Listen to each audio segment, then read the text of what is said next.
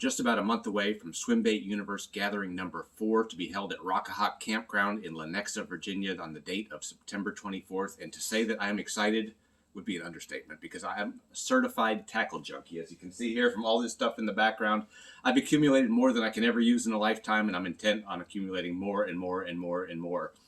The cool thing about the gathering is going to be that I haven't seen most of the stuff. I've never seen some of these hype brands like Piz and OD Rat and Phony Frogs in person. And now I'm going to get to go up and kind of fondle them, possibly buy a few for myself. It's going to remind me, I think, of when I first went to Japan and went tackle shopping. And I went into stores and I had no idea about 75% of the things that I was seeing.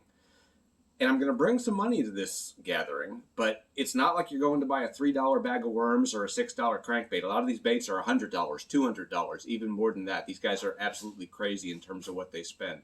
So I'm going to bring $600 or $700, maybe more, and that could only result in getting 4 or 5 baits. So I want to be pretty judicious about what I get. I want to go in with a little bit of purpose, but at the same time an open mind. So I figured I'd come out here to the tackle cave and see if I already had some swim baits, because while I haven't thrown many of them, I've accumulated a lot of tackle over the years. In 2 decades in the fishing industry, I've developed a lot of good friendships with people who own tackle companies or work for tackle companies. And either I bought things from them or they've gifted me things. So I wanted to go through my stash, and I was kind of surprised to see how many swim baits I actually have. And they fall into 3 categories. The first is sort of baits that I think the legit hardcore swim baiters are going to think are legit. Second is baits that look like they might have a purpose to me, but I haven't heard much about them online. And the third is baits that I've actually thrown over the years and gotten a sense of what they can do, but still need to throw a little more to really get a sense of how many fish I'm going to catch on them and when and where are the best times to use them. So this first group is sort of the hardcore swim baits, the items that have name recognition or maybe have a certain amount of cachet among the primetime swim baiters. I'm going to start off first with 2 baits that I don't think I'm ever going to throw. It's the AC plug and the mini AC plug. These were gifts from my friend Ray Kawabata in Seattle. Alan Cole made these in the heyday of Lake Castaic and Lake Casitas. These were the baits that people threw for big bass. Recently talking to James Caldemeyer, a Lake Fork guide, he talked about how in the 90s people at Fork used to throw them too. These are collector's items. I don't think I'll ever sell them. I'm appreciative to Ray for sending them to me. Maybe we'll put them under one of those, in case of emergency, break glass sorts of things. But I don't think we're ever going to run into that emergency. They're going to stay a display item in my office. Second item is one of the real legit hardcore glide baits that I first heard about. It's the Roman-made Negotiator. I got this as a gift from my friend David Swenside. And what's interesting is I think it costs between $150 and $200 retail.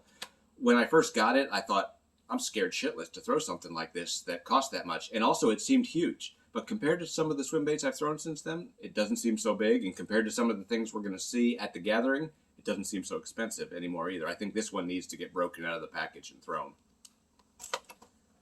Next up is the first sort of hard-to-find bait that I got legitimately. It's the DRT Tiny Clash. I got this from Outdoor Pro Shop. They had a little tickler on their website where you could sign up to get an email when they were available. And when the email came through, I acted very quickly. $109 at the time. They go for much more than that on eBay. I need to break it out of the package. I need to experiment with the different lips and the different tails and get working with this. This one is a bait that I know from experience and from hours of YouTube watching absolutely works. Next up is the Lunker Punker. It's one of the first big topwaters out of California that was used for bass. I took it to El Salto once and had a massive blow up on it. I also took it to the Amazon. It's hard to work, especially if you don't have the right rod. I didn't have the right rod in the Amazon, and to work it super fast on a regular medium heavy or heavy action bass rod just wasn't going to work. So I have 2 of these, one out of the package, this one in the package. Dedicated to throwing these at some point. Maybe I'll throw them for tuna on one of our upcoming trips to Panama. And finally, another black dog bait. It's the Shell Cracker in a crappie pattern. Just a gorgeous looking wake bait. Got the metal tail. It's got the single joint, quality hooks. I really should have been throwing this one in Mexico in places where they have tilapia. I don't know why I didn't. Don't know that I need to get another wake bait in a bluegill or a crappie pattern now that I have this. Need to get out and start throwing this one. Second group of baits I have here are a bunch that come from legit brands and would seem to have some legitimacy, but I haven't heard much about them on social media or seen much about them on YouTube. So I thought I'd present them to you here and see if maybe anyone can give me some feedback on where to use them. First one is the Jackal Gantia.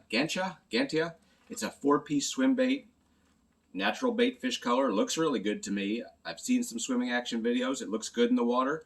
Never heard any hype about this. Not available from Tackle Warehouse anymore, but some other retailers do seem to have them. This is one I intend to at least test out in the Clearwater pool. Next up, the Depths Killer Compass. Got this from my friend Matt Pano at Optimum Swimbaits. It's kind of a unique big bait because if you can see here, it has a line tie in the middle. And what you do is you tie it to that and cast it out. And then as you retrieve it, it actually swims along the shoreline naturally, perpendicular to the direction of your line. Something cool that I need to try out. I've had it for a number of years now. Not sure why I never fished it. Looks like a small gizzard shad. Need to try that one. Next up is from Gancraft. This is the Kaiten. And as far as I can tell, it's a giant spy bait, 178 millimeters. My brother used to live in Tokyo, and he knows absolutely nothing about bass fishing. I'm pretty sure we're not related, actually. And I used to send him money, and when he would come back to the States, he would make a shopping trip to a tackle store and get some stuff. Some of it turned out to be garbage. Some of it turned out to be great. I appreciated the effort nonetheless.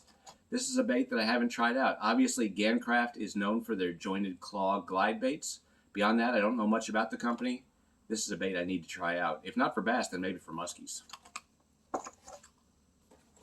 And finally, from Duo Realis, the Onimasu, another single jointed glide baits. They have both slow sinking versions and a floating version. I have several of them that I got from my friend David Swenside. Beautiful looking bait, nice paint jobs. Again, not sure why they've been hanging on the pegboard instead of hitting the lake. And finally, I have two baits that I don't know much at all about. They're from Fish Arrow, and they were made in a collaboration with Megabass. It's the It Jack. Oops, that one fell out of the package. The It Jack and the It Jack Jr. I got these in 2007. I went to the FLW Championship in Hot Springs, Arkansas, and Matt Pano introduced me to the guy from Fish Arrow who had a crate of these and was giving them away. They've been sitting on a shelf ever since. Beautiful, beautiful baits. They almost look too pretty to fish, but I obviously need to get them out and fish them. I just don't know what they're good for. I don't know what the right situation is. I don't know what the right conditions are. If someone knows something about that, drop a comment in the comments box. Let me know. And I'm anxious to fish them. One other entry in this group, category 2, is the Jackal Gantarelle. I have 2 of those. Also have the Jackal Gigantarelle, which is the massive big one. I don't have the junior version, which would seem to be most applicable to the waters that I fish. I've heard from a lot of people that I trust this is a good bait when you burn it. My friend Danny Blanford fished one year when we were down in Del Salto, and he had a fish absolutely freight trained him on it. Beautiful looking bait. Could represent a perch, could represent a bluegill, could represent a tilapia. This is another one I need to get out and fish more. I think you burn it. I don't think it's meant to be fished slowly, but I'm willing to experiment with different retrieves and see what works for me. Final group of baits that I want to talk about today are swim baits and glide baits and other big baits that I've actually thrown and either caught big fish on or had some modicum of success. And the first one in that category is the big Spro Rat, the 50. You can see per eBay, I am sitting on like a couple $100 worth of rats right here. I think when Spro releases a new one, these will suddenly become devalued, except on the water, where I've had a great amount of success with bigger than average fish, particularly in Mexico, but I've thrown the 40 and the 30 size around here in Virginia and done quite well. That's a bait that I just absolutely love. Since I loved him so much, I talked to my friend Dennis Shue at Tackle Tour, who you may know as Cal, and he got me even further into their rat rumble and convinced me to buy this PB Rat 3-piece. It's monstrous. I know that you people in the big bait world don't consider it big, but I consider it real big. It's the most I've ever spent on a bait, $149, a little bit intimidating to me. I know that I need to get out and throw it. Next up are the glide baits that I've thrown. And this one, I know a lot of the hardcore swim baiters may not take it seriously. It's the River to Sea S-Waver, and this was the one that really got me excited about this. 2 springs ago on a local Clearwater lake, I threw this, and I didn't catch a lot of fish on it, but in the course of a day or 2 of throwing it, I saw more 3 to 6 pound fish than I even knew existed on that lake. It was just amazing how many of them would follow it and follow it for long distances. Really got me excited about the possibility of the glide game. My friend Alan Clemens gave me this bait. He got it from Carolina Fishing Tackle. It's an Imakatsu Bassroid, and as you can see, that's a tilapia pattern. He got it for me from Mexico. I threw it a little bit around down in Mexico. It's beautiful. I can tell it's doing what it's supposed to do because as I retrieve it through the water, I can feel the line shifting to one side and then to the other side and then back to the other side. It's truly gliding for me. I need to mess around with it more. It's so easy when I go down there to get stuck on the old proven performers, crankbaits, chatterbaits, Senkos, big worms, things like that. I need to devote more time in Mexico to throwing the big glide baits. And finally, I want to talk about what I guess are genuine swim baits. And the first of those is the bull shad by my friend Mike Buca. I have several of these. I have several more down in Mexico. I have the slow sink version, the fast sink version, the floating version. Caught a bunch of fish on them. It's just a really natural looking bait. It's a proven winner. Obviously, I've covered Elite Series tournaments for years, and you walk down the dock at an Elite Series tournament at Guntersville, everyone has a bull shad on their desk, so I know it's legit. And finally, some swim baits I've been messing around with lately.